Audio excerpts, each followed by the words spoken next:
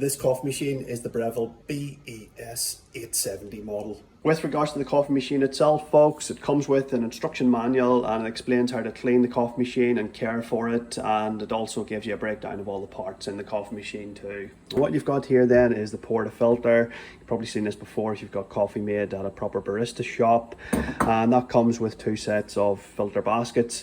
First ones here are the filter baskets you would use if you buy coffee beans. You've got a single shot basket and a dual shot basket, folks. Okay, if you buy pre-ground coffee, then you would use these dual wall ones as it says on the tin there. Again, you've got a single shot one and a dual shot one, folks. Yep, you got your milk jug here to do your milk frothing.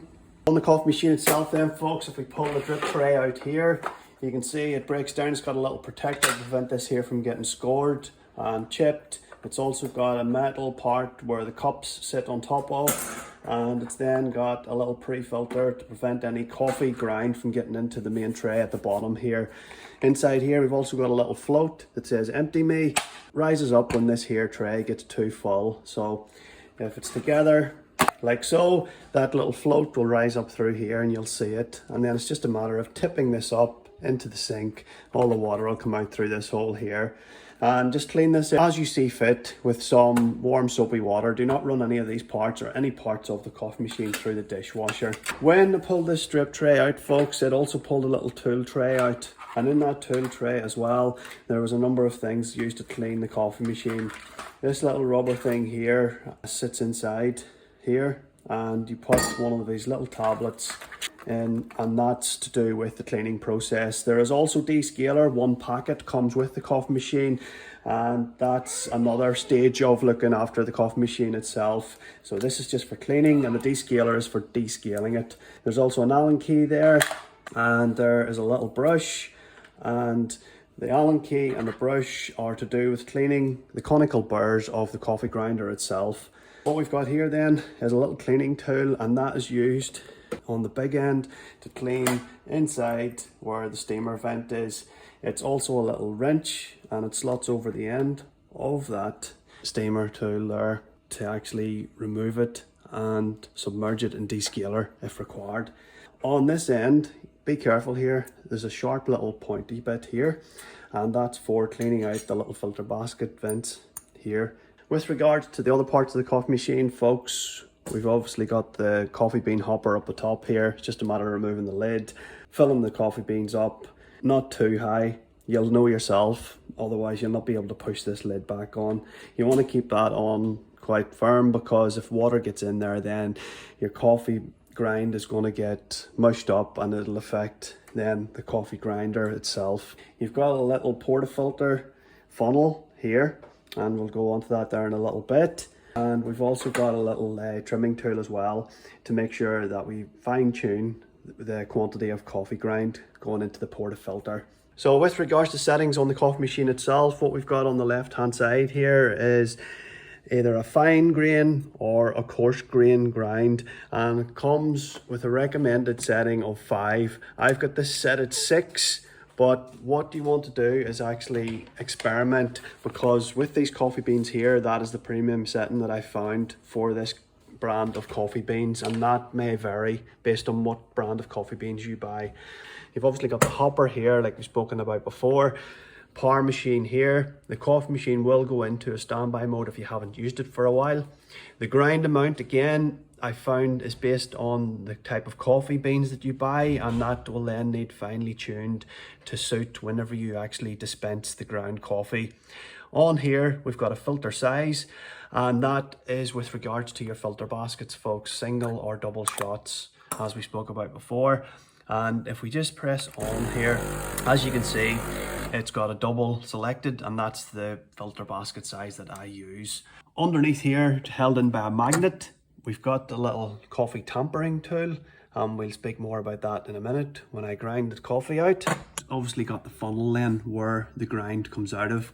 This here is a little micro switch at the back, and on the little portafilter funnel, these little lugs, as you can see here, actually push against that and automatically start the coffee grind, or you can push this in manually. I'll not do it with my finger, and you can hold it in and dispense the actual manual amount of coffee grind that you want. Moving across here, we've got a pressure gauge. You may see a variation of the pressure that this here reads based on different types of coffee beans. I have found that it varies in pressure, and if you're using the pre-ground coffee that you get and these dual wall filter baskets, this pressure reading will go up a lot higher than using the standard filter baskets with the coffee beans that aren't ground prior. On here we've got a program button, and that's used with the clean and descale process, and you've also got a little light here with the clean and descale underneath it.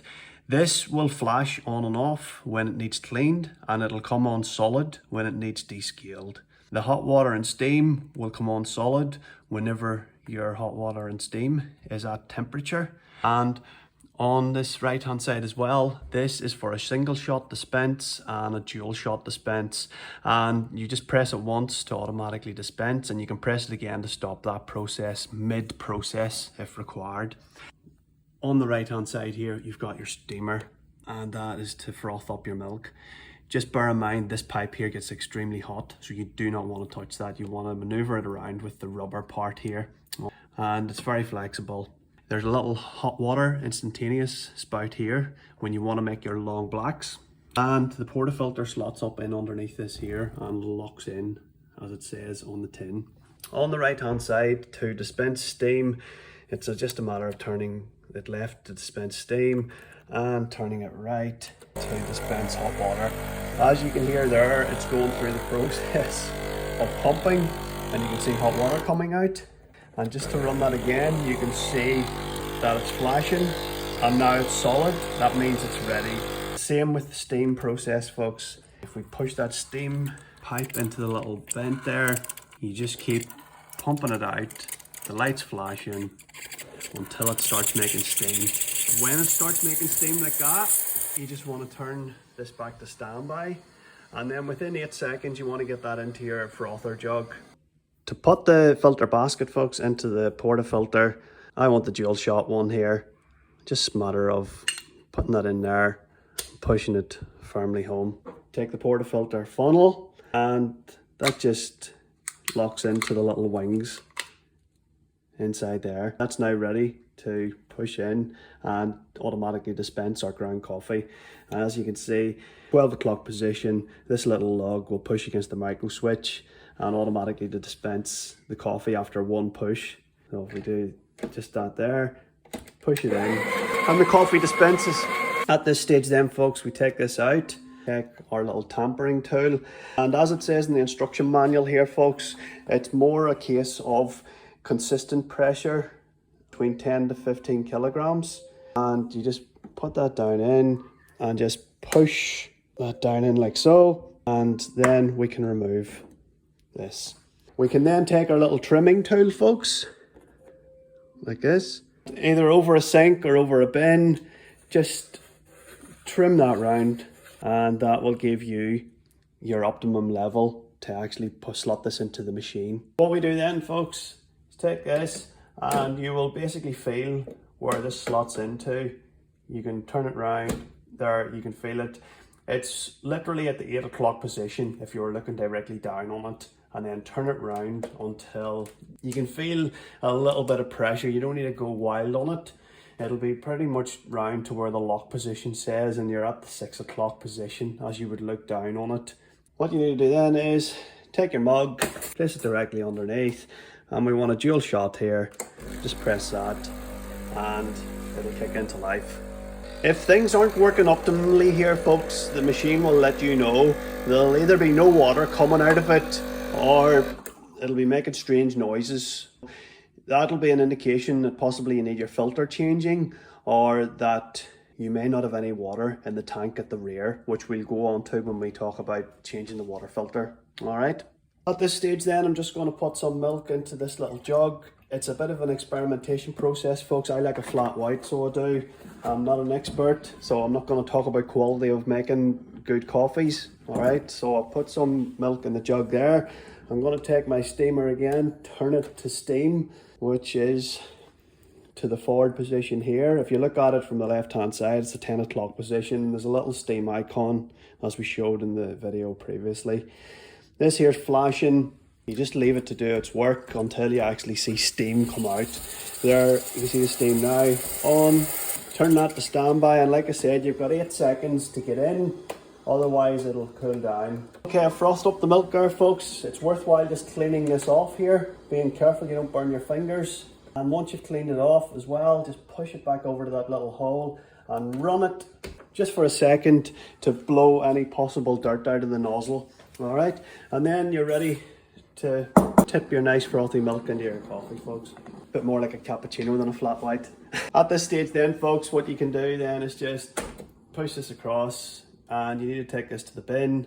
All you do here then is just turn that over, tap that in. You can then clean this out of the sink, folks, under some running water. It's also a good idea to clean the milk jug too. And I just position both items back under on the drip tray, folks, so that they're ready for the next coffee. Cheers.